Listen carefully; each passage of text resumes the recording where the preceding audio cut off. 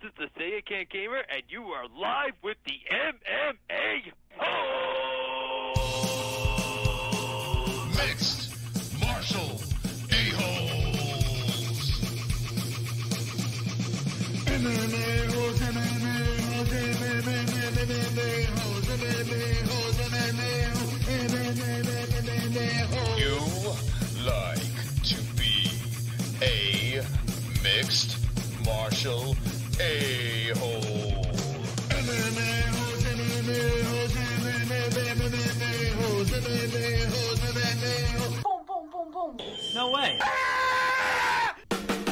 From the Queen Studios of New York. That's right, it's the MMA-Holes Hour. Floyd Mayweather fighting Rizin? What the hell? Anyway, we got some MMA news. We got Tom Egan live with the MMA-Holes. Yes. Wonderful, wonderful. Wonderful, wonderful. Ladies and gentlemen, boys and girls, we have a fantastic show tonight. It is Monday, everyone's favorite night of the week. The MMA-Holes Hour are live. We have a swole, sexy show for you. And right off the bat, we have a wonderful, wonderful guest. Jesse, you pumped up for a wonderful, wonderful guest? Always pumped up for a wonderful, wonderful guest. Always? How pumped up? Level 1 to 10. How pumped up can an MMA hole be from 1 to 10? Like 100? Is that? It's 1. 10's the best, and then wonderful, wonderful is Wonderful, the best. wonderful. Oh, there you go. Wonderful, wonderful. Ladies and gentlemen, boys and girls, we have a special guest on the MMA Holes tonight. It is Tom the Tank Egan. Tom Egan, what's going on, my friend? What's happening, guys? Good to have you on tonight on the MMA Holes. We a quick backstory. Our friend Louis Serrano, who works with CES and a lot of the regional promotions over here, is like, listen, you got to talk to this guy, Tom. This guy, Tom, is something a little bit special. He's got a big personality, and I was like, stop right there. Big personality, got to come on the MMA Holes and talk to this wonderful, wonderful man over here. And Tom, welcome to the show. Thanks, guys. It's my pleasure. Glad to be here. All right, so Tom, right off the bat, we have a dysfunctional chat room above my head over here, and they're going to be chatting throughout the night.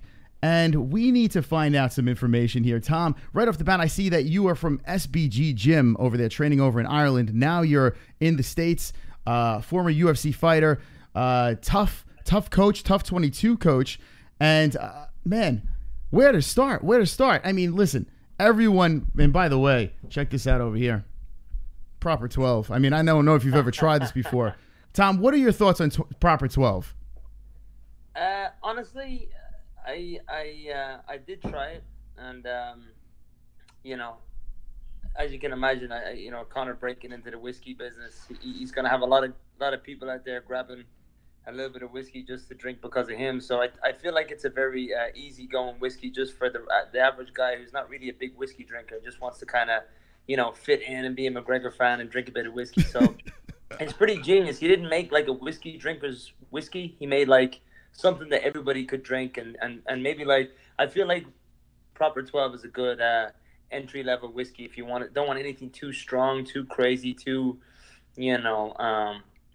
much of a bite to it. You can just sip on it, So yeah, I think some whiskey connoisseurs out there will be like, it's shit, but I was like, it's not shit. It's smooth, it's nice. It's just not like a whiskey drinker's drink. You know what I mean? I'd say it's more just like an entry-level whiskey drink. So I think it's a genius move because, he's obviously going to make a lot of money out of it.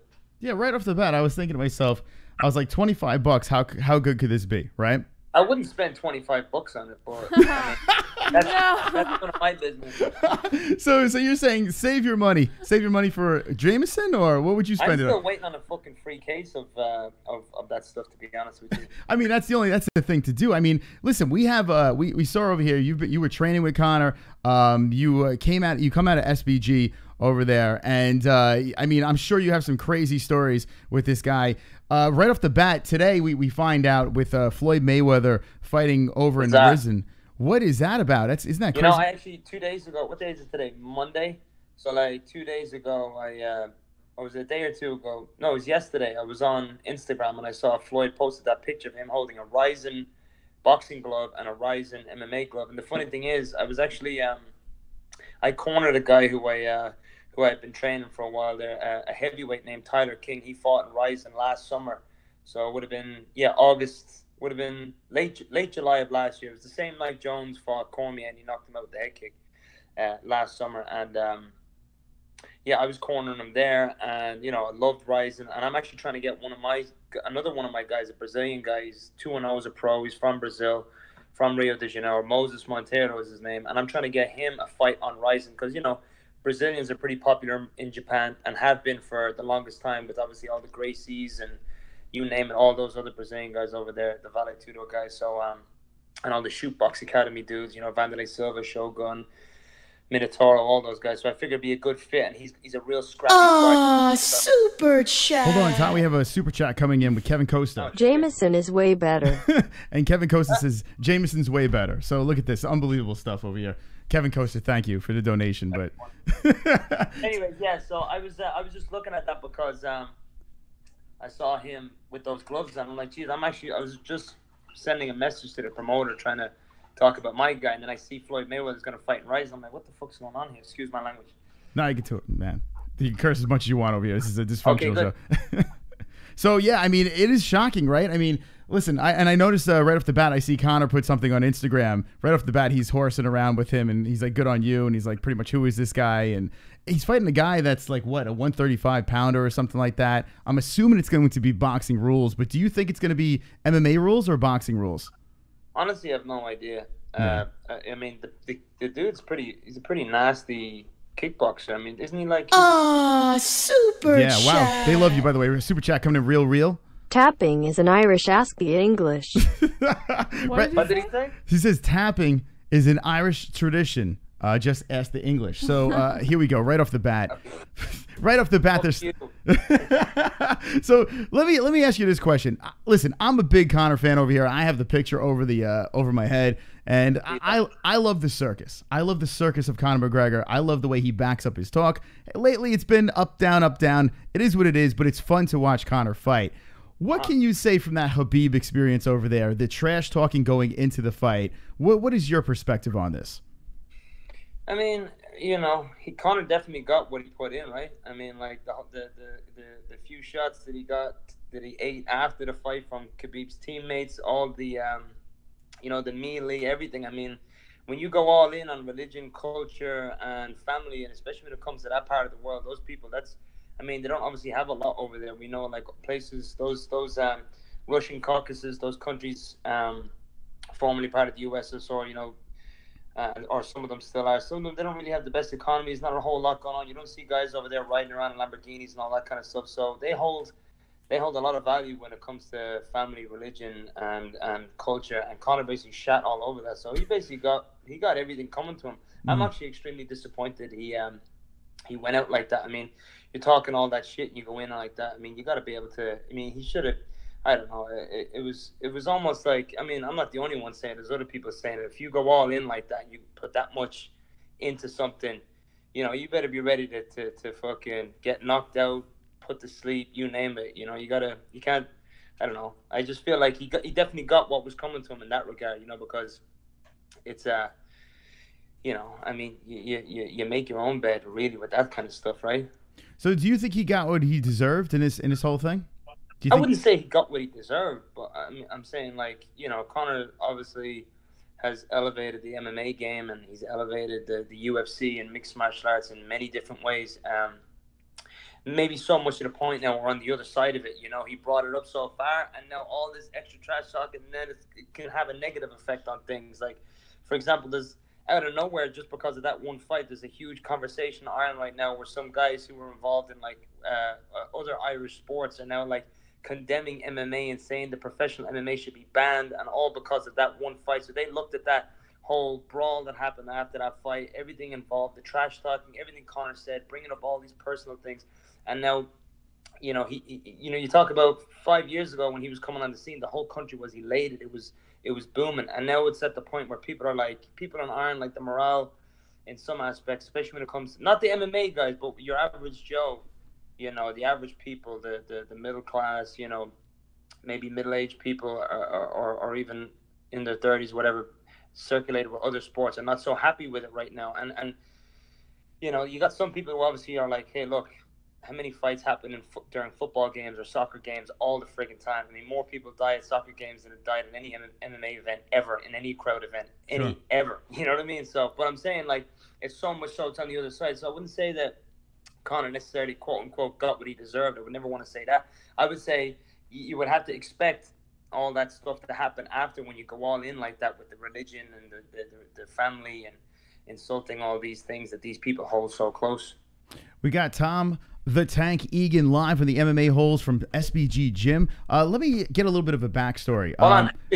I'm not from SBG Gym. That was my original gym. So right now I'm from Trifecta MMA. That's the team that I'm coaching here in Boston, in Quincy, Massachusetts. Super Okay, there we go. chat. We got Super Chat coming in with Real again.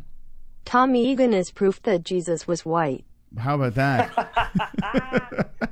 I'd love to know who that was. Are you the son of God? That's what we want to know over here. Are you the son of God? I mean, you do rock the Jesus look right here. I cannot say. That is for the person to decide on themselves. That's a real Jesus answer too, right? Yeah. Well, listen, we pray to Lord Artem Lobov over here on the MMA-Holes. So that's the GOAT. Maybe we should start praying to you now, Tank Tom Egan. What do you think, Jesse? Yeah, I mean, whatever works, right? I love Artem. Can I tell you, Artem's a great man, and I love Artem a lot. Like, that guy is just like he's just a good dude. I like Artem. It was unfortunate that I felt like, I don't know what it was, if it was a coaching thing, if it was a mindset thing, but when he fought Michael Johnson there, I felt like he was getting a rhythm going, and then it seemed like, Johnson got super chat. Hold that thought there, Tom. We got Kevin Costa coming in again. Conor elevated the game, but he got too big for his own ego. Realistically, you can't take 2 years off and fight a champion like Khabib.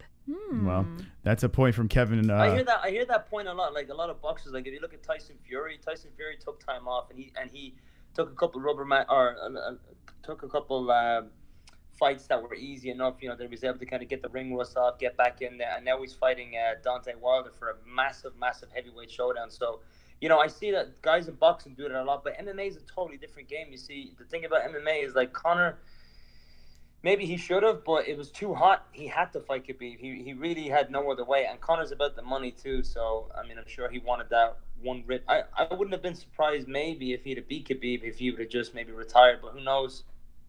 Yeah. Well, I tell you what, a lot of people are talking about him. Maybe he should have taken a tune-up fight before he came in there. It doesn't. Of course, why not? It doesn't seem like it's in his style, though. I guess, is it that he just has this big personality, this big ego, that he would never take a tune-up fight? Maybe they should have did Dennis Seaver Part 2. Maybe that should have happened beforehand, right? What do you think? Or maybe not Dennis Seaver Part 2. Something a great fight for Conor would have been Sergio Pettis instead. Yeah, Sergio Pettis, he could have fought Sergio Pettis, a fellow striker. And he could have Anthony Pettis, you mean? He could have showed off a couple things in the ring rather than having to worry so much about the takedown. But no, even having said that, I did notice that when Conor, everything in the lead up to the fight, everything from his walkout, when he got in the ring, like, he looked like he was taking a big deep breath every time. Like, it's like all of a sudden, holy shit, all these lights and stuff like that. This is crazy. I can't believe I'm doing this again after 2 years. But I mean, realistically, he only had 1 year layoff from competitive fighting. That was because he fought Mayweather. So it was only a 1 year layoff. Everyone keeps saying, super chat. It's only 1 year from competitive fighting. Mick Tapper only KOs midgets at 155. He's average. So yeah, and now Real's coming in saying that he only KOs midgets at 155. He's average. Now, who's this? A lot of people are saying this. Who only KOs midgets? McGregor? He's talking about Conor. That's what. Yeah, that's what. Conor. Yeah, but no one's really a midget at 55. Do these people even see what a 55er looks like? I mean, look at Cowboy Cerrone. Like, he's huge. Yeah, it's bizarre. Now, I mean, he came in fighting at 145. And a lot of people are like, well, he was knocking out little guys over there. And he seemed like he did cut a lot of weight at 145. We got a donation coming in. You can't stop the Siberian Express. Choo-choo, motherfuckers. Choo-choo, motherfuckers. Holy shit. Choo-choo, It's Artem. motherfuckers. Artem coming in.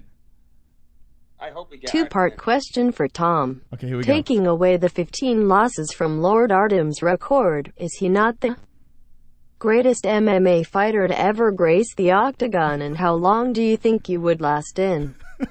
There with the hammer. Hashtag robbed. Okay, so he's saying take away those 15 losses, he's without a doubt the greatest athlete to ever be in any sport. I can't believe it. I got the pleasure of meeting Artem one time at UFC 196. Real nice guy over there. Like you were saying earlier before, he's a gentleman.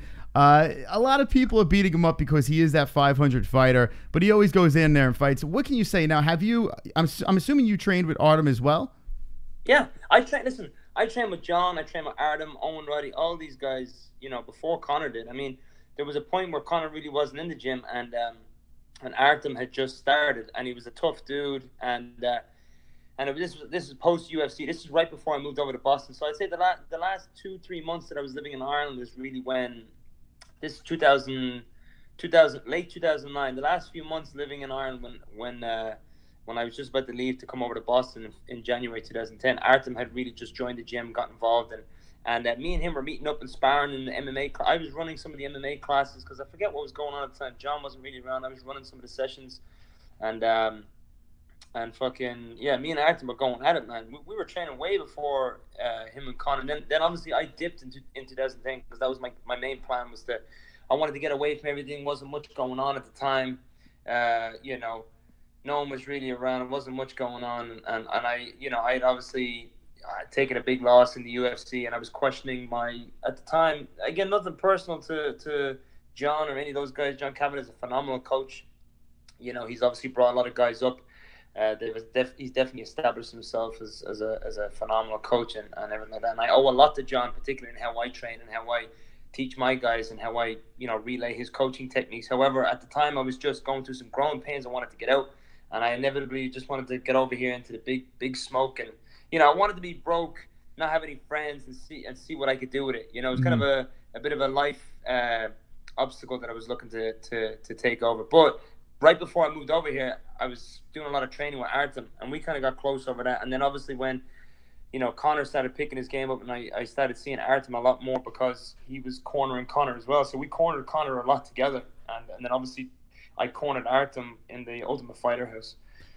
If you can give me a little bit of a backstory, how did you get into SBG all the way over to how you found yourself in the Tough House, Tough 22 as a coach over there? If you can give us a little bit of a timeline of how that all came about. Well, it all started with it all starts with I don't know, who does it start? My mom and my dad, really. Like I was just explaining this. I was on a podcast a couple of weeks ago, and the typical story: bullied as a kid, got into. Started doing all these other sports, and friggin' my mother was the one who was actually a black belt in Shotokan karate, and my dad played on a high level, collegiate level sports when it came to soccer, rugby, all this stuff, and none of those sports really appealed to me. And my mother was like, "Well, I'm going to bring you to a karate gym." Brought me to a karate gym, and I've been in this place loving it. And then you fast forward 3-4 years, it's like I'm a junior in high school, and Conor had moved school, so he now joined my school, my high school, in our junior year. So we had obviously 2 years left in high school, and we became friends, and I started bringing him to my karate gym, and I started getting him involved. I had already had aspirations of getting into MMA at the time and thinking about it, talking about it. One of my best friends in high school, Kieran Hopper is his name. He was doing a lot of stuff with me as well, and he was more so not really into necessarily going down the competitive route, but he was very into the educational parts of fighting and martial arts. And so he and I were doing some stuff, and then Conor came along, and we got him in our little group. And then really what happened was, over those 2 years, Conor started doing boxing, I started doing more jiu-jitsu. We started cross training in my house at the weekends, including my friend Kieran. And then eventually after high school, I had found out through these jiu-jitsu guys who John Kavanagh was, and that we were able to do mixed martial arts for real, not just, aimlessly just try and work out and hopefully something happens. But yeah, I was the one who eventually was able to string the point of contact and say, "Hey, Conor, let's go check out this gym." So I was driving him to and from SBG. The two of us just started going there. And it just so happens that SBG ended up moving locations at this time closer to where I was living. So I was able to pick up Conor, and we were able to go to SBG regularly. And after about 8 months, between the summer after leaving high school and then towards the end of that year, we've been doing a lot of training into the next year. And then finally I said to John Kavanagh, "Here, look, me and Conor want to fight." And he was like, he was like, all right, we just better show up at the gym more often. I was like, yeah, we will. We didn't really, but we just showed up and did what we could do. And he got us a fight on the same card, our debuts. And a week out, my guy pulled out, and Conor ended up fighting. And he has a funny story where he said that he was in the ring with his gloves on. I'm in the crowd with a beer, like giving him a thumbs up. And he's like, what the hell? You got me into this. What the fuck? You're standing there with your hair done with a beer in your hand, and I'm in the ring ready to fight somebody. What the hell's going on here? So, and then Conor knocked the guy out in like 60 seconds or something like that. And then we didn't see him for fucking a year after that. He thought he was Superman after that one win. And then I was training, and then I got my fights. I started competing regularly. I had a couple of setbacks because I broke my hand twice. And then next thing you know, I had the UFC were coming to Ireland, and they were at the point where they were giving a lot of local guys opportunities to fight on the show. And without a doubt, John Kavanagh, got his hand in there, got contact, and said, "Here, I got a guy, Tom Egan, fight at 170." And it just so happened at the time I was busy, I was regular, I was the best of my weight in the country at the time, and there was a lot of footage of me fighting. One of my best friends was a videographer and a photographer, so he was filming me, photographing me, you name it. I had a good. Even though I didn't have social media, he was doing a lot of this stuff, putting it online, YouTube, his own Facebook, you name it. So they were able to see what I was capable of. And I had like 6 straight wins of first round finishes. Oh, well, wow. The last fight that I had before the UFC, the guy didn't answer the bell, but yeah, I had 6 straight finishes. So the UFC was like, all right, we'll take this guy on. And then it just so happened that a guy, Marcus Davis was his name, the Irish hand grenade. He was fighting that night against Cris, and his coach, Mark Delagrati, who I'm still very good friends with. He has a gym here in Somerville, just north of Boston, and in the greater Boston area. And he turned around to me and said, "Hey, if it's all right with John, why don't you come?" Hold on a second. We got a Colby Covington donation. Look out, Tom. Hold that thought. I want to hear the rest of this. All right. Colby Covington smashes McTapper worse than Khabib. Covington's cardio is top 3 in the UFC, only behind Ferguson and Holloway. The fact is, the Irish are very weak in wrestling. Oh boy. Any All-American wrestler will dominate McTapper and have him tapping. Well, Mendes didn't, but whatever. Okay, But yeah. well, that's another reason why I moved over here, is because at the time, like I said, not a lot was going on. And I wanted to come over here because obviously wrestling's big over here in the US. And since I have come over here, I've spent the last 8 years, almost 9 years now, doing a lot of wrestling with guys on a very high level. One of my friends who's a assistant coach at Harvard, Mustafar is his name. God forgive me trying to pronounce his last name. And but he's from Uzbekistan. He coached his younger brother Beck, who I've done multiple MMA sparring rounds and wrestling rounds with over here in the city of Boston. And he just took bronze in the World Championship. Super chat. Hold that thought. We got Robert Hernandez coming in with a Colby super chat. sucks balls, go vote. All right, so we have conflicted people over here. One says Colby Covington is the GOAT, and the other one says he sucks. All right, sorry, Beck. Actually, you know what? I got to hand it to Colby. I mean, he does his thing. It is what it is. He brought the belt to the White House. That whole thing. I think he's doing well for himself. Although he needs to start acting more like himself and not like McGregor. I mean, McGregor should be taxing him at this point the way he's shiting on. It does seem like that, right? It does seem like Colby Covington took a page out of McGregor's book and made it a little more cringy. I say that all the time. Yeah, what do you think? Everybody is. What do you think about that? How a lot of people, I mean, you got the Conor McGregor movement, and then all of a sudden everyone and their mother, the Kevin Lees, everyone is putting the sunglasses on, the suits, pretty much walking like Conor. Like, what do you think about that? That shtick that's going on right now. Well, I can tell you exactly where Conor got the whole suit thing from. Okay. And he got it from my younger brother, and my younger brother got it from me, because I'll never forget, I never had Facebook, but my brother did. And I used to be terrible at like knowing how to dress when I would go out on a night out with my friends. This is when I was first competing in MMA. I'd be terrible at like putting together a nice shirt and jeans and shoes. I was like, you know what, fuck this shit. I'm just gonna start wearing suits and ties and vests and shit like that. It's way easier. You just go bing bang boom and a color tie and you're good. I started rolling up the sleeves. I was copying basically Justin Timberlake. Remember Future Sex Love Sounds? Remember that album? That was me. That was me on a night out. I was dressed like Justin Timberlake, right? And obviously hair was shorter, you name it. And but I didn't have Facebook, so I was doing that. And then, like I said, I moved to Boston. My brother was growing up. My brother's 5 years younger than me, so he started growing up, and next thing you know, he's wearing suits and stuff like that now as well on his night out. And then I remember talking to Conor at some point. This is before he started getting popular, and he was like, "Geez, I love how your brother wears all those suits. He looks like a fucking male model with those suits on." I'm like, "Yeah, he does well." And then next thing you know, he started wearing suits. I'd seen him with suits and shit, and because my brother would always be putting shit on Facebook like of him wearing suits, and so Conor started like, because McGregor always loved my little brother for whatever reason. I don't know what it was. He always loved hanging around with my brother. Anytime he'd come visit my house, he'd always love chatting with my brother and stuff. My brother's a cool motherfucker. Shout out to him, Keith Egan. I'm going to go see him in a few weeks. But anyways, so then obviously Conor starts wearing his suits, and now everybody's wearing fucking suits. But don't forget, George St. Pierre was the first to walk into press conferences with suits. Yeah, always well-dressed, well-spoken. George St. Pierre, a class act. And that's an NFL thing, really. The NFL were the first to really, coaches in the NFL were the first to really push on their guys, showing at the press conferences, getting in and out of the tour, the team bus, and with suits on, looking professional, like, or basketball teams, baseball teams, you name it, like all the major leagues, they kind of started that role to kind of maybe to push towards super chat. We got real with a super chat about Colby Covington. Can you break down Covington's skill set? Thanks. All right, so now Colby Covington's skill set. What do you say about him? We know his shtick and his antics, but he's been backing it up and he's been winning. What do you think about Colby Covington as a fighter?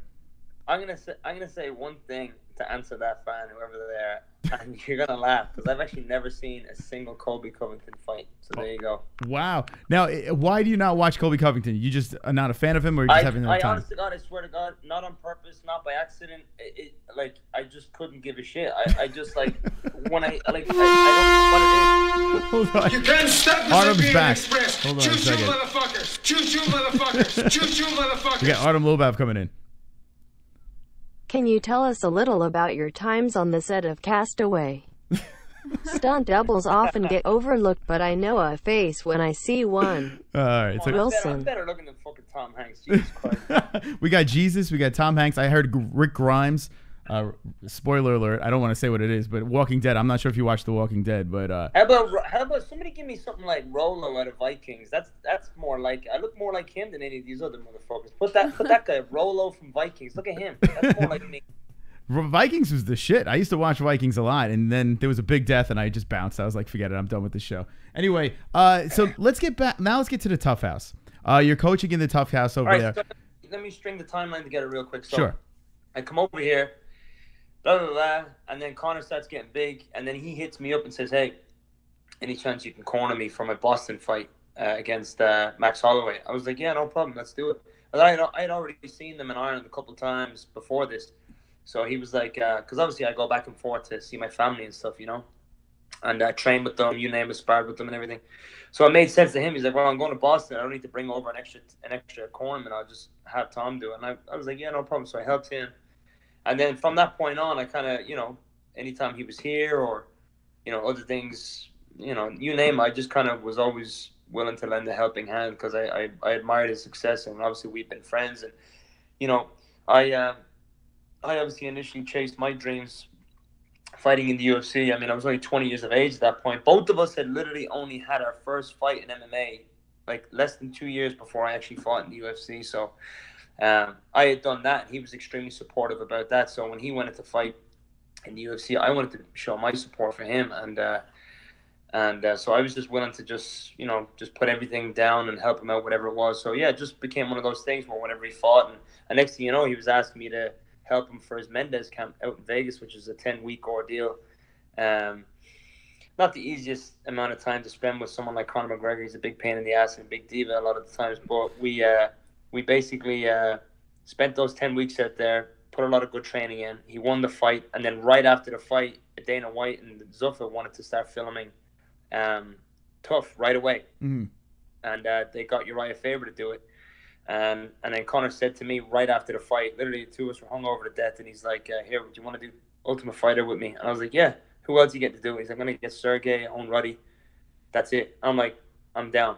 Because, they were obviously going to pay well, which they did. So I was like, "Yeah, I'm down. I'll do it." So I stayed for another 6 weeks. So it was 16 weeks, no, 18 weeks total. I was in fucking Vegas for, Jesus Christ. Now, you were living in that mansion that he had over there, or what was that? Yes. So let me. What was behind the scenes over there? I mean, were you guys partying, or were you like? How did you stay focused during that whole fight camp, and then with the whole tough during thing? fight camp, it was no joke. It was like, wake up, gym, sleep.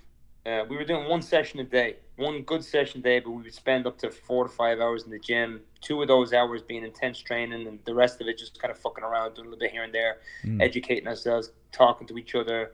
Because there's a lot of valuable time that people miss in the gym. Like when you're in a rush to get out of the gym to go to work or to get back to your wife or to get back to the dog or the kids or whatever, the little bit of time you spend in the gym when you're still in your training shorts, your shirt's off, and you're talking to your training partner, you're like, you know, talking about either fights or you're talking about something that happened. You can always get back on and back off the mat and relay techniques and stuff like that you did already. And they're very important times, I feel like, for fighters, especially at a high level. You need to be able to, you need to do your structured, intense training. You know, that comes first.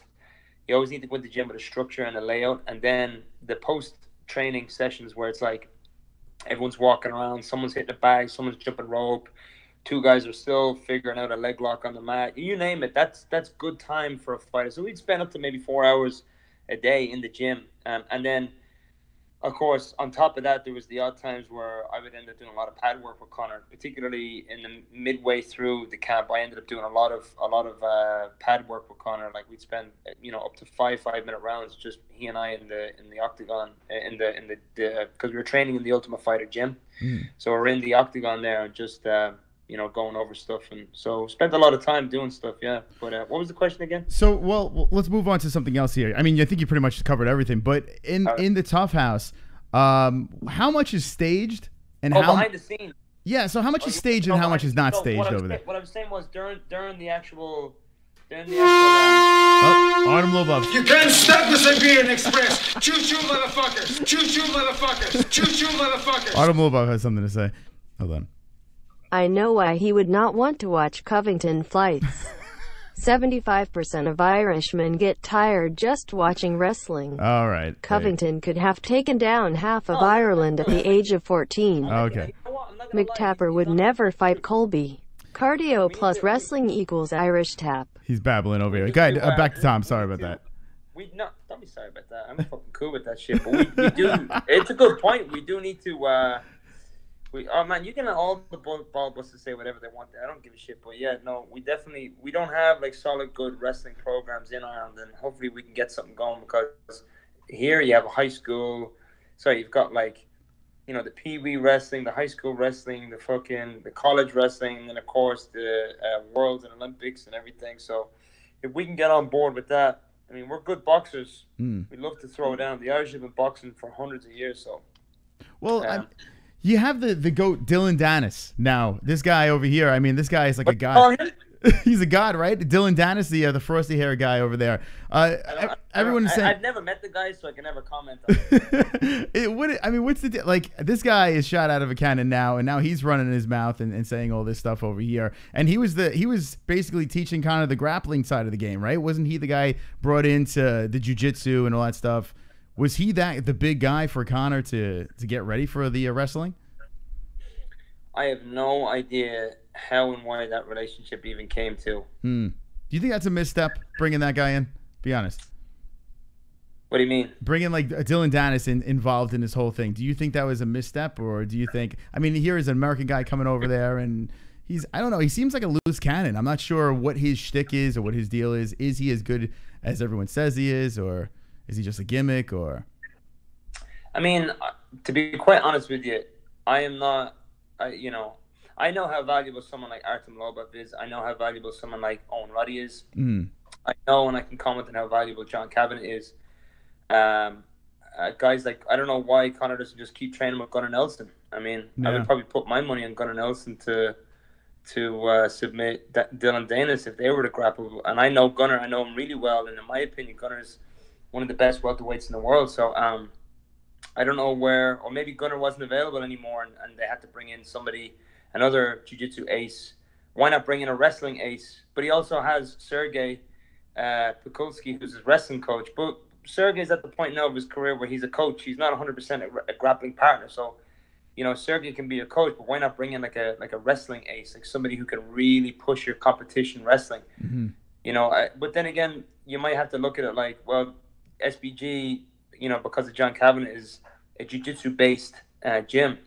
I mean, John's a jiu-jitsu black belt, first jiu-jitsu black belt ever to come out of Ireland. So you know, you have to imagine that maybe they would lean more towards jiu-jitsu when it comes to things. Me personally, the way I see things, I 10 times favor wrestling, only because for me, wrestling dictates whether you're going to stay on your feet or go to the ground. That's the bridge between everything. And then, you know, obviously I want to be, you want your guys to be super slick on the ground, super good on their feet. You don't want anybody to be able to prepare for you, or if you're a coach like what I'm doing right now, I don't want any of my guys to be able to be prepared for. Like, I'll give you an example.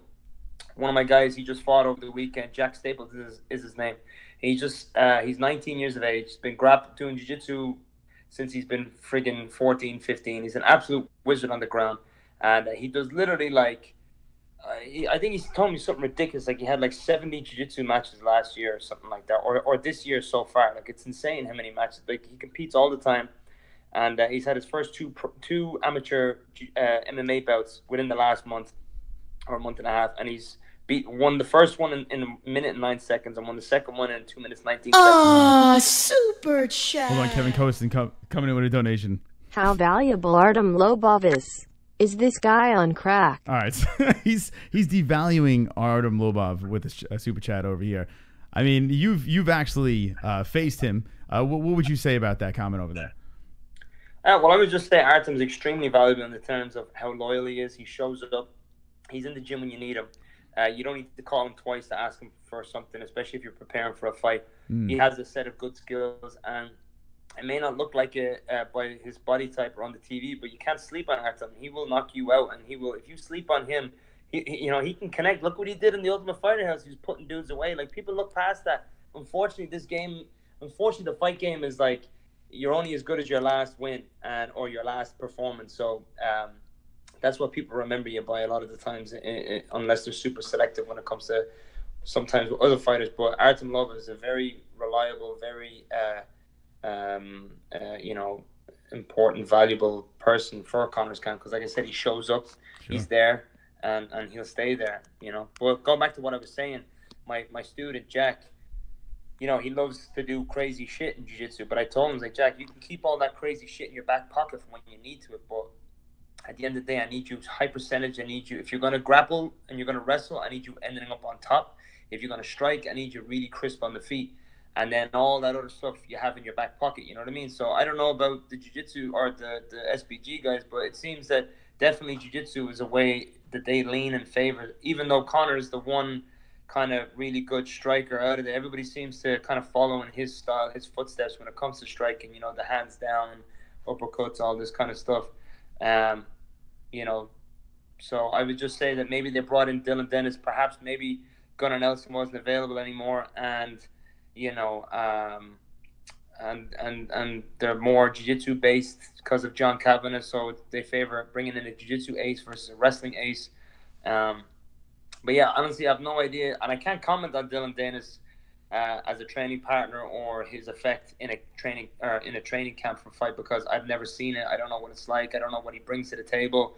I certainly know he fucking loves Conor, and he, you know, I mean, he's quite the character, that's for sure. He loves Conor, if you know what I mean, you know, so.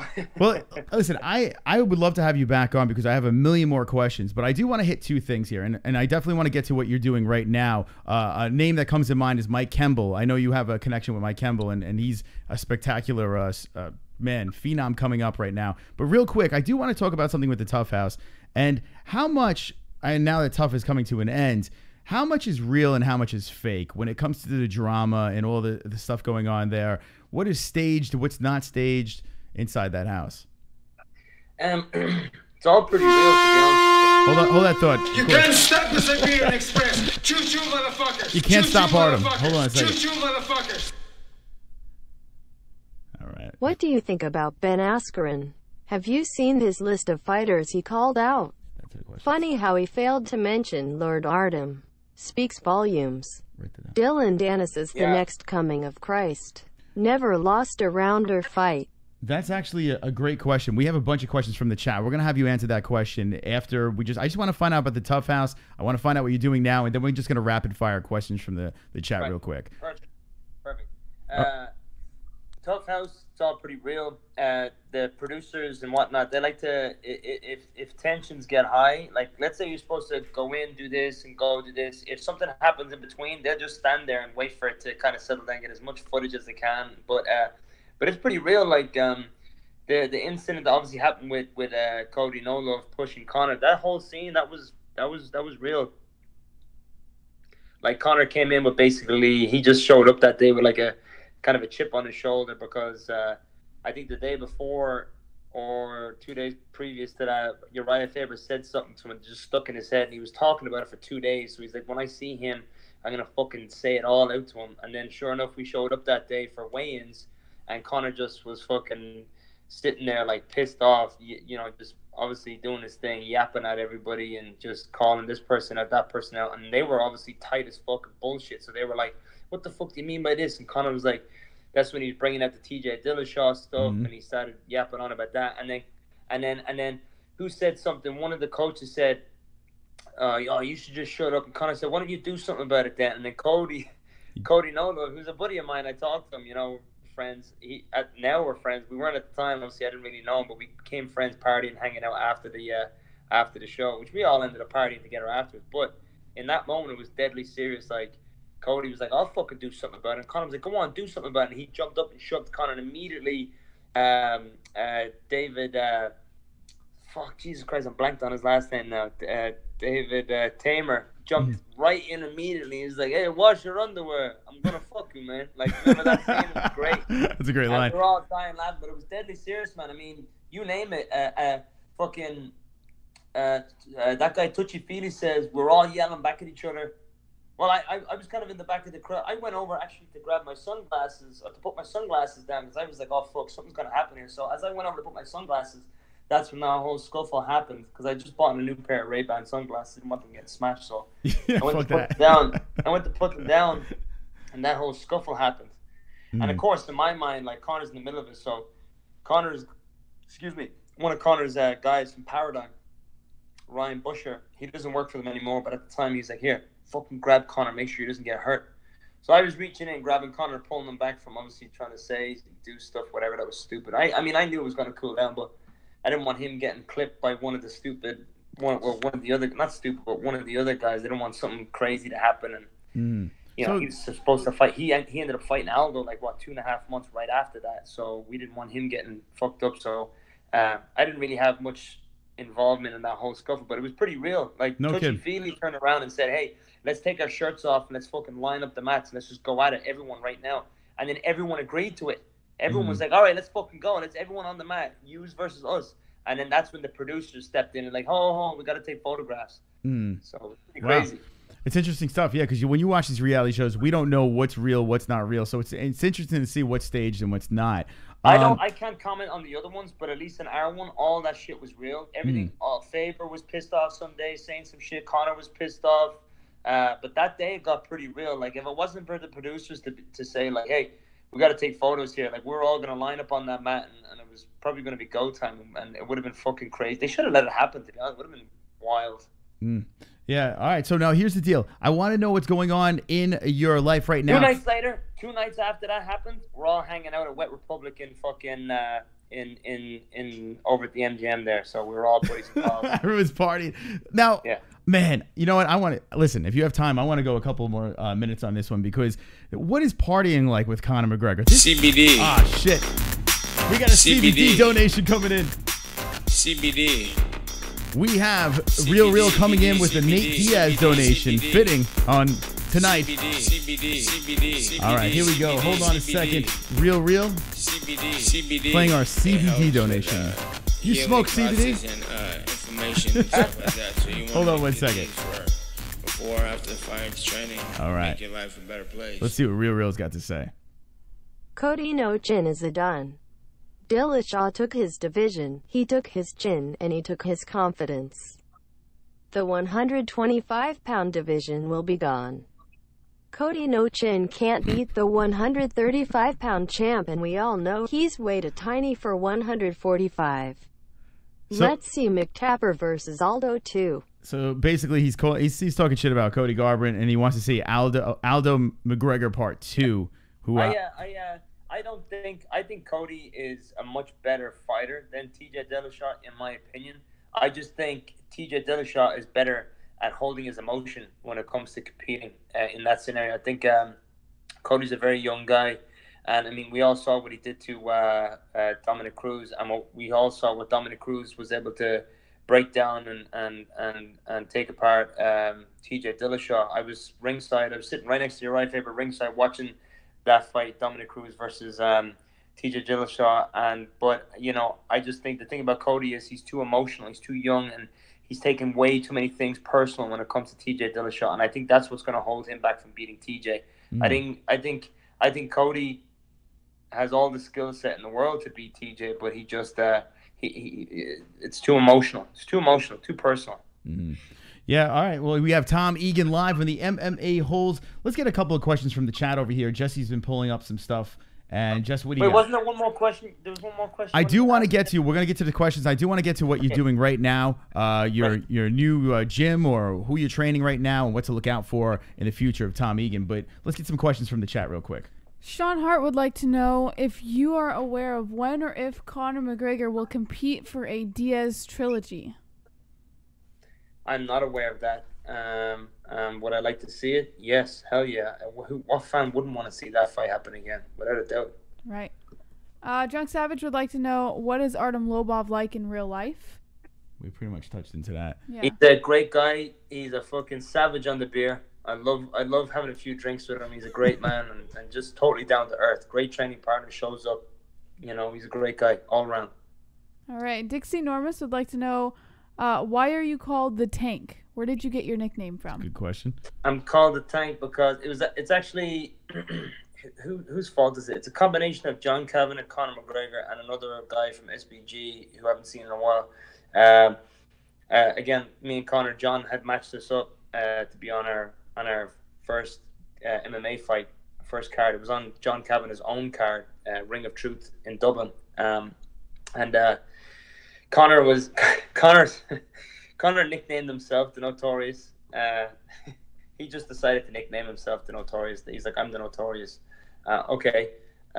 With me, it was like, honestly, I was like, I feel like I want something more like, you know, something smooth, cool, like, oh, what could it be? And then somebody goes, oh, you know that, so you know the cartoon Thomas the Train? Yeah. Yeah. Right. Well, in Ireland and the UK, it's called Thomas the Tank Engine. Is it really? So they were like, you know, I've always, certainly at least when I first started out in MMA, I had somewhat of like an aggressive style. It was a combination of like emotions, fear, you name it. I just wanted to fucking get it over with. So I would just go in real quick, and I would do it a lot in sparring too. And they were like, no, yeah. They're like, you should be Thomas the Tank Engine. That's what you should be. Tom the Tank Engine. You're a fucking tank. You go for it. Fuck it. Tom the Tank Engine. And I was like, honestly, guys, I don't fucking like that name, really, to be honest with you. I don't like it. And then John Kavanagh goes, yep, no, it's done now. You're Tom the Tank Engine. Because Conor was pushing for Tom the Tank Engine big time. He wanted that bad. So long story short, my first fight, it was obviously after the one that Conor was in. It was a few weeks after Conor's debut because, like I said, my guy pulled out. So I'm fighting in the north of Ireland. It's in this tiny little bar out in fucking Billamina, and it was County Antrim, crazy fucking place. Like, there's guys fighting in the parking lot while I was warming up in like some random side room of a bar. They fit this ring into a bar, and like, oh, it was like, it was a crazy place. So the announcer comes into the locker room. He goes, hey, so I just want to ask you a couple questions. What I'm going to announce you as? And Conor was like, ears, like, he was right in. He was like, yeah. He's Tom the Tank Engine. He's Tom the Tank Engine. And then the promoter or the announcer was like, Tom the Tank Engine. He goes, how about the tank? And I was like, yeah, that works with me. Whatever, man. I don't give a shit. And Conor's like, no, it's the Tank Engine. And the announcer goes, no, I'm just gonna go with the tank. And then he went out and he announced me as Tom the Tank Egan. And there you go. There you go. Look at that. It's actually an interesting story. Most fighters don't have a big story around why they got their nicknames. It's like, yeah, this guy called me that, and it stuck. Yeah. That was it. What else we got from the chat? All right. Daniel R. would like to know, do you try to look like Jesus on purpose? I don't try to look like Jesus on purpose. I'm actually been growing my hair because, probably unbeknownst to a lot of people, it's a very traditional Celtic thing. Traditionally, Celtic men and Celtic culture had extremely long hair, and they would take great care of it. They would wash it, brush it, comb it. They would make sure it's very well looked after. They're extremely clean. The whole Celtic culture, they were very clean. They were portrayed by the Romans as the barbarians or as savages. But if you actually look into Julius Caesar's notes, how he documented, because Julius Caesar was big on documenting his enemies. That's how he felt like he got a good idea of who he was up against. And he used to document the Celts very in a detailed way. And he noticed he had spies that would look at them and you know, take notice of their culture. And all the men had really long hair, except some of them would either have a very light beard or some of them would have like a really big mustache. But their hair was extremely long. And so I've been growing my hair for that reason. So it's not going to stop. It's going to keep going. Wow. Kind of like an Irish Rasta, if you want to call me. You know what I mean? But and then the whole beard thing is I just sometimes I get lazy, and then I'm like, you know what? This actually kind of looks cool, so I keep it. Ah, super chat. We got Big Ebony Honey Bun coming in. Hold on. Who the dumbass whitey? Get me some Lucky Charms, bish. What did he say? There's an African American woman that's large, and she wants some Lucky Charms from you, apparently. Okay, I'll give it to her. What else we got from the chat? Over here laughing. All right. Staley02 would like to know what your thoughts are on flat Earth. On what? Flat Earth. Have you ever heard of the flat Earth theory? Yeah, I've heard of the flat Earth theory, and I there's a couple of things that I don't necessarily believe the scientists tell us, and a lot of it is when they tell you something is a bajillion years ago, you know, something happened a trillion years ago or whatever, or billions of years ago. I don't believe it, because how can I challenge them? And we don't fucking know shit at the end of the day. Nobody knows nothing. That's one. And then the second one, like, you know, carbon dating and all that, you don't know what exactly happened a billion years ago. No one even knows why. No one, speaking of Jesus, they can test whether Christ even existed 2,000 years ago. So you're going to tell me that a certain fucking dinosaur ate certain food like a billion years ago? Whatever. So I don't believe that. Not that I'm saying dinosaurs don't exist. I'm just saying the timeline. And again, evidence is everything I'm all after. But anyways, and then when they say something is a billion light years away in space, I mean, think of how far 1 light year is away. It's going at the speed of light in a straight line for a whole year. That's pretty fucking far. And they try and tell us that there's stars and all that bullshit, like thousands of light years away. So I can't contest that. So I'd rather just whatever. But the flat Earth thing, we definitely have fucking satellites that orbit the Earth. And when something orbits the Earth, you can be pretty sure that it's fucking round. So whatever. That's a bunch of horse shit. I can't even wrap my head around this whole flat Earth thing. But I think they like to have a little fun with this in the chat. But at the end of the day, super chat. We have a super chat coming in real quick. What's it like to party with Mick Tapper? Sniff coke. So, you know what? Finish your point over here. I do have a question that everyone keeps on asking, so we'll get into that. Wait, what's the question? All right, so let's talk. You want me to get to this question right now? Yeah, fuck flat Earth. Let's just talk about this real quick. Everyone is saying that Conor McGregor is on something when he's jumping over the cage. He's doing this. He's doing crazy stuff. Apparently, listen, he likes to party. Apparently, right? But yeah, he's definitely on cocaine. Is he on cocaine? So that's the question there. I mean, I'm not saying 1,000% like that. I'm saying that I see him prep his fucking nose with cocaine before he jumps and throws the dolly at a bus. But I'm saying, you look at the guy. It's like he's either loaded up on whiskey or cocaine. It's one or the other. He's like. That's simple math just to watch somebody's behavior. You know what I mean? Yeah. Just look at him. You can obviously tell he's loaded up on something. Fuck it. So you think he was on stuff like jumping over the cage in Bellator and stuff like that, and just like the crazy antics? Yes. Yeah. Yes, because he wasn't competing. He was out having a good time. He's probably half drunk, doing whatever. He probably was snorting cocaine in the bathroom for all I know. He's probably half high. You know, he's got nothing else to do but spend all the money that he made for Mayweather, and he thinks he's the balls, so he jumps up on the cage, which I think is like. I have to say, like, whatever about the dolly thing. I mean, that was kind of fucking ridiculous, but the UFC loved it. You know, Dana White can say all the shit that he wants to say, but he fucking loved it. He was beaten off when Conor was throwing that dolly. Super chat. Oh, we got another super chat coming in. The G-Man coming in. Hi, do you like to have your nuts bashed in with a wrench? G-Man wants to know if you like to have your nuts bashed in with a wrench. I'm assuming no. Who said that? A man named G-Man wants to know if you like to have your nuts bashed in with a wrench. I don't like to have my nuts bashed in with a wrench. But No, send me location, I'll show with my AR. How about that? We're live with Tom Egan, Tom the Tank Even. A lot of fun. I can talk to you for hours. We got to have you back on and talk about the partying side of things. There's so many other questions that I have. Is that all the questions you had? But there are some more. Hey, you want to hang out? We got some more questions for you.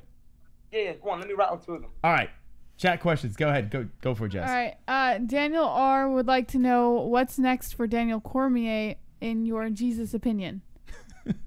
In my godlike Jesus opinion, I'm sick of all the bullshit. I think Daniel Cormier needs to fight John Jones if he really wants it. Like, he obviously can do whatever he wants, and without a doubt, he's one of the best to ever do it. But that man needs to fight John Jones ASAP to really solidify those two belts. He has to. Mm. So you think it would drop down to 205? He got the belt taken from him, and he got beaten twice. And I don't give a shit when anybody says, I'm all for legalizing performance enhancing drugs in MMA, because right now the playing field is not even. You got some guys who are on stuff, some guys who aren't, some guys who are doing all kinds of stuff to kind of keep it under wraps. The more money you have, the better stuff you're gonna get, or better resources, whatever. Some guys are stupid, some guys are smart with it. But I mean, Daniel Cormier cutting to 205, but then fighting a heavyweight over 250. I mean, come on, man, you're doing 40-pound fluctuations here. You're on something too, pal. You can't turn around and say that John Jones is the only one that's fucking around with stuff. And maybe he was, maybe he wasn't. But all I know is that he got beat twice, and by one guy who happens to be still in the talk, and he has to, in my opinion, I know he wants the big paydays, he wants all this, that, and the other, but he needs to get through John Jones if you're going to solidify a legacy. Or you could just say, fuck it, go about your way beating a bunch of other guys. But you know what, it's one thing when a fighter just goes on his way and beats other people to become a great guy. Like, you don't see McGregor rushing back quickly to try and beat or try and fight the guys that submitted him way back in the day. He goes about, becomes a double champ, and blah, blah, blah. The thing about Daniel Cormier and John Jones is it's been magnified, and so public and so personal. It's like, all right, you have to fight this guy and beat him decisively if you want to solidify yourself, before you're done. You know what I mean? It seems like there's that part of him. He says he's going to stop after one more fight. He's calling out Brock Lesnar and blah, blah, blah. But you got honestly, not to cut you off, what I would love to see, I'd love to see Jones Cormier 3 headline, and then see Miocic Lesnar co-main event. That's what I would like to see. Wow. Yeah, I'd be down for something like that. I'd like to see Miocic Lesnar fights the winner of Cormier Jones at heavyweight. I'd love to see that. And it would be nice. Miocic get a nice payday out of it. He's not gonna get the belt, but he'll get a nice payday out of something like that. So why not, right? He'll get a payday. Super chat. You got O.J. Simpson jumping in. I ran the rock for 200 plus yards, all natty baby. All right, so O.J. Simpson says I ran the rock for 200 plus yards. He's bragging about his accomplishments. O.J. Simpson, big fan of the MMA-Holes. I don't even know what's going on. What a circus! I'm having a good time with you, Tom. You're a fantastic guest, and I noticed the chat room is not going anywhere. They're constantly asking a million questions over here, but I do want to get to what you're doing right now. Someone that sticks out is Mike Kemble. All right, Mike Kemble is a flashy young guy. Artem Lobov coming in. You can't stop the Siberian Express. Choo-choo, motherfuckers. Here comes Artem. Choo-choo, motherfuckers. Choo-choo, motherfuckers. What's Artem got to say? Wrestlers dominate the top 5 rankings of the 155 division in 170 Divisio. McTapper will never win a UFC belt again unless he goes back to 145 fighting midgets, but then again. Zabit is in 145 and Zabit would train wreck McTapper worse than Khabib. God. All right, so relentless.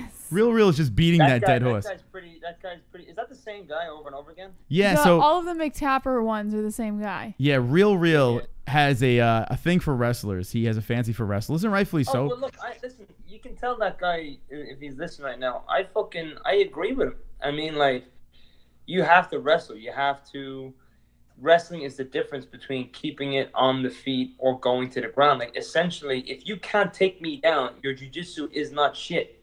If I can take you down whenever I want, your striking isn't shit. You know what I'm saying? You could be the best striker in the world.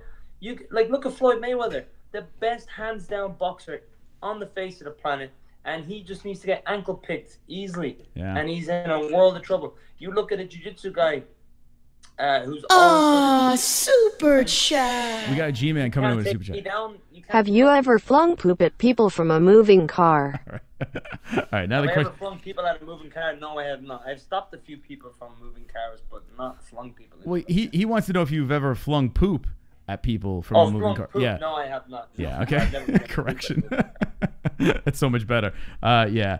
I mean, listen, wrestling. It seems like that's the shit right now. I mean, look at Daniel Cormier. Wrestling wins titles. Wrestling, it's the thing, right?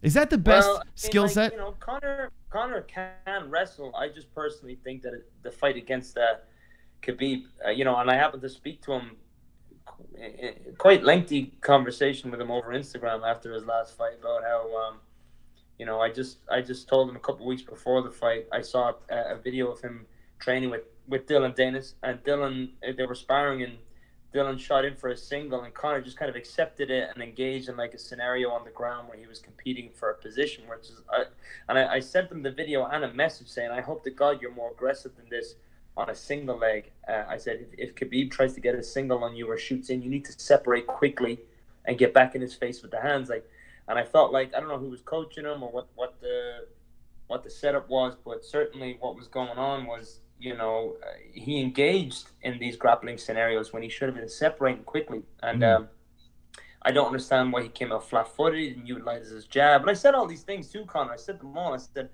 you didn't do this, this, and this. And he was like, I know, but, you know, and I just think that he was engaging. You can't stop the Siberian Express. We got a donation coming in. Choo-choo, motherfuckers. Choo-choo, motherfuckers. This is Choo-choo, from motherfuckers. Sean McKenzie. A fellow Irish bastard. Hell yeah, wrestling is the base base to have in MMA. So another one's... yeah, no, I agree. It is. It's like, you know, you can never say, you know, I mean, realistically, when you put all the styles together, the number one style is obviously jiu-jitsu, and the early UFCs proved that, right? Of course, it's a very obnoxious thing if you think about it. My style is better than yours, whatever. But now what we're starting to see things like, you look at sport karate, something that never was originally assumed as something to be so effective, but now look at it is. You got guys who know how to wrestle, know how to grapple, know how to do all this stuff, and you've got guys coming out more on the toes, moving, you know, utilizing lateral movements, using shuffle kicks, sliding in, sliding out. Not your typical like heavy, flat-footed Muay Thai stuff. You know, guys like Wonder Boy, guys like Darren Till, McGregor's an example. Utilizing that kind of sport karate. So one style is never really better than the other. When they all come together, it's when it makes a difference. But certainly but here's the thing: if everybody in the UFC was an Olympic caliber wrestler, then and everybody was a black belt jiu-jitsu and everybody was an A-level striker, that's when it becomes a chess match. And I think for me, the two best fighters that stick out to me, in my opinion, of all time are John Jones and George St. Pierre, because they're not necessarily the best at every one thing, but they're certainly phenomenal at switching it up. Right when you think they're about to stay to one thing, they switch it up, you know? Yeah, I tell you what, there's a lot of debate between... super chat. Man, you are popular over here. Jared Fogle with the... Hey, bud, eat my sandwiches and you'll be a champ one day. So Jared Fogle, the pedophile, chiming in. Thank you, Jared Fogle. I appreciate it. Okay, so that was fantastic. I don't know what that was about. He wants me in his gym one day? Yeah, so Jared Fogle, I think he's offering you a Subway sandwich, and I don't know. I think he's... I love Subway. I just had one today, so yeah, I'll take that. All right. So let me know what's going on. Actually, we have... okay, yeah. We have a million questions coming in. You have the chat room on fire right now. Let's get to what I'm doing real quick. Let's do that right now, yes. So there is Mike Kimball, who... Are you training Mike Kimball, or... Speak about your gym and what's going on over there. So... Kimball comes from a gym in Connecticut. Jesus Christ. You can't stop the Siberian Express. Choo-choo, motherfuckers. Choo-choo, motherfuckers. Jesus Choo-choo, Christ. motherfuckers. All right, here comes Sean. Us Irish found out the secret to life, then we got drunk and forgot what it is. Yeah, that's the truth, Good right? joke. Classic Yeah. joke. All right. Yeah. Kimball trains out of a gym, Thunder MMA in Connecticut, and I did a seminar down in Nick Newell's gym, who we all know.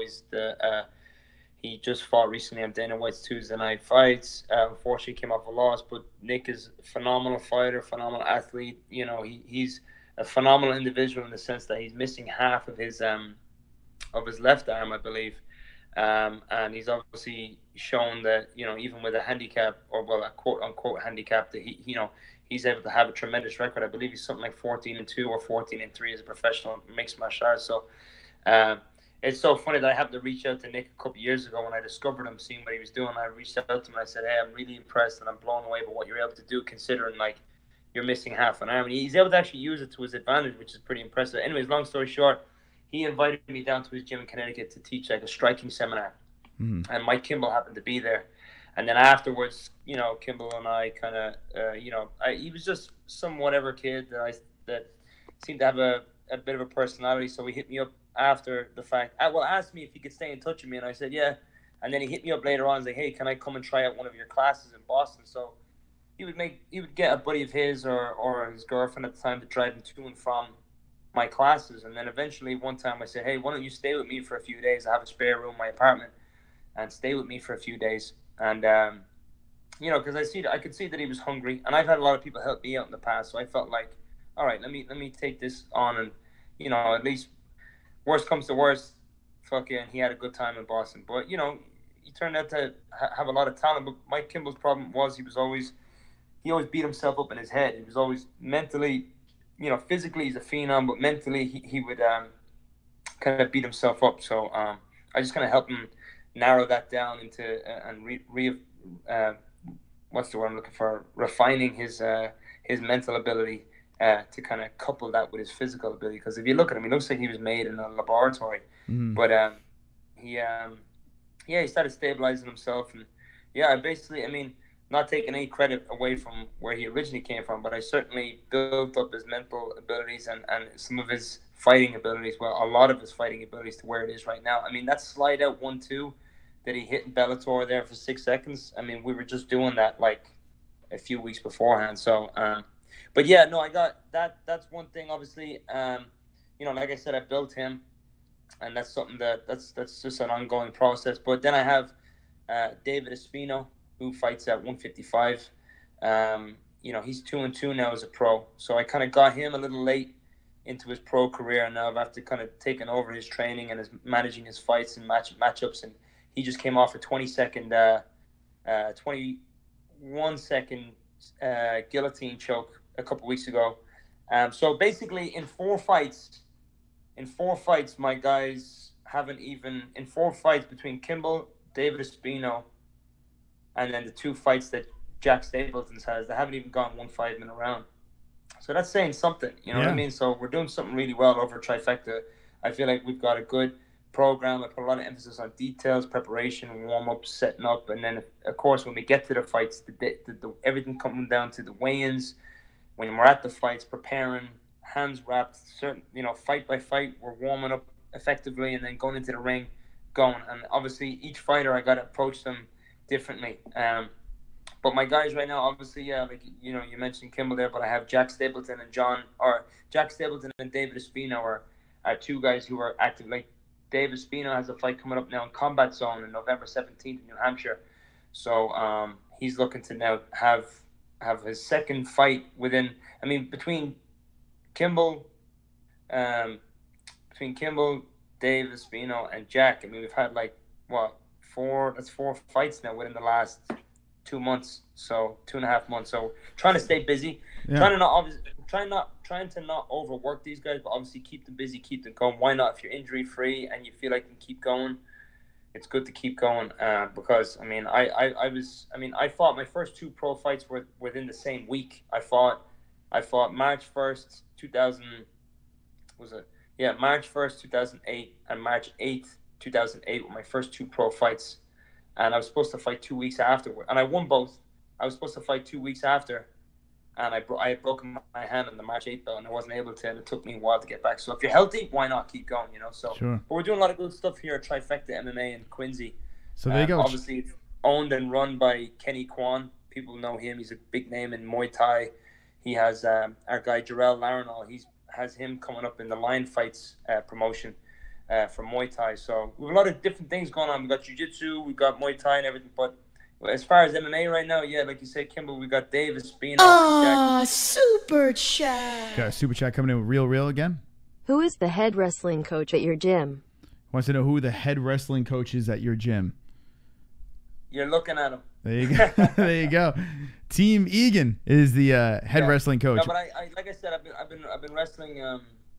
I didn't get to finish that earlier on, but guys who have been wrestling with, like I said, one of the guys that I was wrestling with, he's a coach assistant coach over Harvard. Musafar is his name, and he coached his younger brother Beck to win. He took gold in the Asian Games in late 2016. I want to say last year. When was the Olympics? 2016 or 2017? 2017, wasn't it? I think it was 2017. It was last year, right? I think so. Last year. He took bronze. Oh no, sorry. He beat Jordan Burroughs 11-1 in the Olympics. He ended up falling short of a medal match in his bronze matchup. But you're talking about guys who are like, we all know who Jordan Burroughs is. Jordan Burroughs is, he's a former Olympic gold medalist. He just won his division in the World Championship recently, and this guy beat him 11-2. And these are guys who I have trying to circle in through the gym, guys who are competing in the Olympics, beating legit guys. So, I'm the wrestling coach. I run the wrestling program, but I'm bringing in trying to cycle in these guys who are high level Olympic caliber wrestling guys who would basically, be able to out wrestle guys like Khabib Nurmagomedov, because the mat that Khabib wrestles on, he's not a wrestler himself. The mat that he wrestles on, like out in Dagestan, those guys are the ones stringing up all the goals. But the guys who I have cycle in compete against these motherfuckers. So I'm very fortunate that I have connections. I can bring in legit wrestling guys who are, like I said, winning medals at Asian Games, or coaching guys who are winning medals at Asian Games, placing in the Worlds, and obviously competing in the Olympics. So I'm fortunate that I have a chance to bring in that high caliber of wrestling. So I'm not blind to the wrestling thing. I don't know what else is going on elsewhere, but me, I'm fully aware that wrestling is very important and legit. We got Tom the Tank Egan live in the MMA-Holes. I'm going to ask you one more question because a lot of people have been asking about this. Ben Askren, what are your thoughts on Ben Askren coming over to the UFC? Once again, I've never watched one Ben Askren fight. I've watched a couple of those videos online of certain techniques that he's YouTube videos and shit like that have just scrolled past. But the only Demetrius Johnson fight that I ever watched was the one that he lost against Henry Cejudo. That was the only. Wait, what? That was the only fight that I ever watched, and that says something. If I'm an MMA guy and I'm not really interested in watching someone like Demetrius Johnson, that says something. What's up with that? I would have watched more of Demetrius Johnson had he had taken a little bit more risks. Like, he had set out to fight guys divisions above him or do other things. Like, he seemed to be pretty comfortable. Again, not taking anything away from him. No disrespect. He defended his title, did really well. But I probably would have been more inclined to jump on the TV had he walked out and tried to fight someone like TJ or Cody or something like that. It would have been great to see how he would have done against those guys. But like I said, I've never watched anything. I've never watched a single fight of Ben Askren, so I have no idea. Look at that. All right, so Tom Egan, it's at Team Egan MMA. If you have anything that you want to promote, now is the time to do it. Any sponsors? Thank you so much for coming on. Yeah, if you want to reach out to me or follow me, I'm on Instagram at Team Egan MMA. That's Team Egan, EGAN at MMA. And my Twitter is also at Team Egan MMA too. And Facebook, I'm just Tom Egan. So yeah, any of that stuff, you can reach out to Trifecta MMA, which is in Quincy, Massachusetts. And anybody in the area that want to come through, we got a lot of good stuff. So we had a great weekend there. We had a lot of guys we cross-trained with. Had competed at CES, Tommy Davis, Fabio Chiran. Then of course we had Jack Stapleton win on our behalf, Trifecta last night at Saturday night at Cage Titans. Randy Costa cross trains with us. He's out of Lausanne's, So we had a lot of good wins there over the weekend for guys who we trained with. John Kempa from John Connors trains with us. He also won as well. So we had a really big weekend. for guys who come in, both our guys and guys who cross-train with us. So, yeah, anybody listening, you're in the area, come through. Good stuff, Tom. Thanks for coming on. If you have any fighters that you want to come on before their fights, always hit us up, the MMA-Holes, at the MMA-Holes, and we'll talk to you soon. For sure. Thanks so much. All right, there he is. Tom Egan, live on the MMA-Holes. You can follow him at Team Egan MMA. All right, Jesse. Whew. Listen, we were supposed to do a 15-20 on that one, and I tell you what, I was fucking interested. There was a lot of shit that was said there. There was so much more I wanted to talk about. I wanted to dabble into the party life between the SBG guys, the Tough House. There were so many things in between, but we didn't have enough time to dabble into that stuff. And, he likes to talk. He likes to talk, my man, Tom. What do you think about Tommy Egan coming on the show? I think he's a really nice guy. I think he's definitely someone that we can bring back onto the show at any point. So I think the interview went well, and I think he had a lot of really cool stories to contribute. So you know what I liked about it? And if you're just jumping in, definitely run it back. The thing I liked about it is he didn't give a fuck. He was very honest. He spoke about Proper 12 and was like, yeah, if you like the cheap stuff, if you like beginners, yeah, go for it. But he didn't sugarcoat anything. He didn't lick Conor's ass. He basically said that he sent messages out to Conor. Was like, man, you should have done this, this, and this in that fight, telling him what he should have done. And by the way, that is a true story because my buddy has the he's seen the messages from him. That's how we got this interview over here. But I tell you what, a lot of stuff, a lot of stories, and I would like to have him back on. Let me know what the ones if you'd like to have him back on. And someone that we brought up, this Kimball, Mike Kimball. If you are not watching Bellator, well, maybe you want to start watching because this kid Kimball looks like he is the real deal. He's been knocking people out quick, making quick time, quick finishes. The Bellator is going to be moving him up very fast. He is a machine. He is a savage, and he is under Tom Egan. Someone to check out. Let me scroll through so I can show it again. But maybe we'll get Mike Kimball on and some other guys from the Bellator scene. Where the fuck is this picture, Jesse? Man, a lot of shit on Instagram. This man likes to post on the IG. I see some ones in there. I see a lot of people trolling and having a little fun over there. But let's be honest, that shit was interesting. That was interesting. And you can't say, oh, he's a nut rider and this and that. The guy played both sides of the fence. He says that Conor has to work on things. Conor should have done this and that. And I thought it was a fascinating interview. In fact, I'm probably going to watch it back and avoid the super chats. Thank you for the donations, by the way. Real, you're interesting. Fucking real. Started having his own side conversation along with the whole show. But hey, listen, I appreciate the donations, and that's why it's there, so you can interrupt the show at any time. But Jesse, this is an hour show, and we went an hour and 18. We're supposed to do the news. We have a lot of stuff to talk about, but we went If you guys would like to know what the news was, it's on the MMAHoles.com/message board. I have them all pinned. If you'd like to take a look, I will leave them up for 24 hours and then immediately take them down. That's right. All right, let me know in the chat. Did you like the interview? Yes or no? Let me know right now as you guys get your votes in. Whoa! You can't stop the Siberian Express. Choo-choo, motherfuckers. Real coming back in. Choo-choo, motherfuckers. Choo-choo, motherfuckers. MOS, you have semi-big Irish balls to let me post comments while you are surrounded by smelly Italians. Glad to see you survived. This guest was cool. Look at that. He was less offended by my comments than you. Listen, I'm not. Listen, I don't get offended by.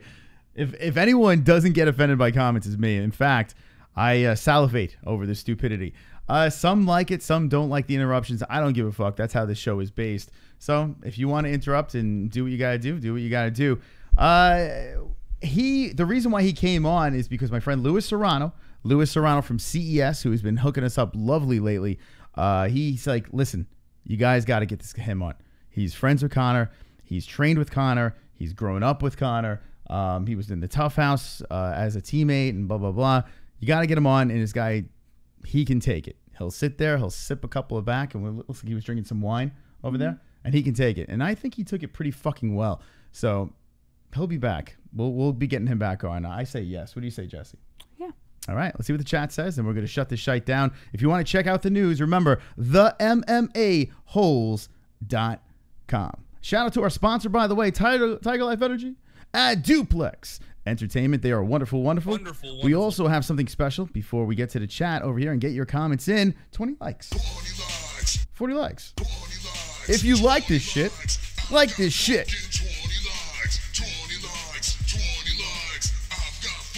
20 likes.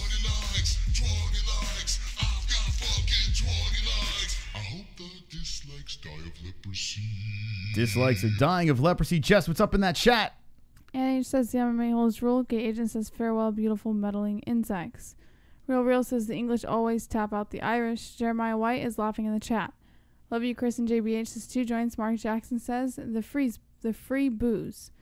Sean Hart says good stuff again. The MMA-Holes. Drunk Savage says you should have asked him about Floyd Mayweather fighting in Rizin. We did. Jones versus Gus says internal. Foodie Blaze says Dana should make 165 belt. Even Connor says it's so Connor, and I missed the rest. Daniel R says first he had water and turned it into wine. Abdel says so next week we get Dagestani guy who has trained with Khabib, I assume.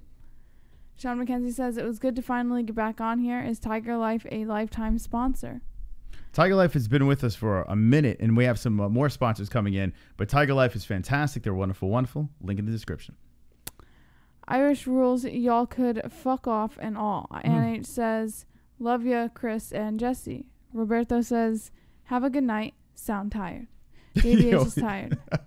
What's up, JBH? You seem down. No, I just... She's exhausted. This is the first time you guys are hearing my voice all stream. Are you serious? Were you asking questions from the chat? What are you talking about? I enjoyed it. I tell you what, I thought that was a fun time. I did enjoy it. Why are we talking like this? Why are we talking so low? You're talking like that. Why are we so low? What else we got in that chat?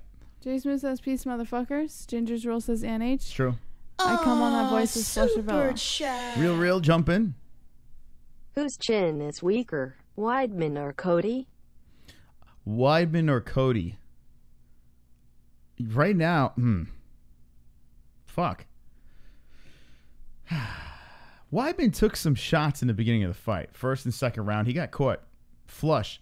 He had a knot on his head going into the third round, and when Jacare hit him, it grazed that knot on his forehead, put him off balance, and Jacare finished. I'm going to go Cody Garbrandt. I'm going to say Cody Garbrandt's been tested. And Weidman, when he got knocked out by Romero, that wasn't his chin, that was his forehead. So I'm going to go Cody Garbrandt. Jess, what do you say? Wait, Cody or who? Chris.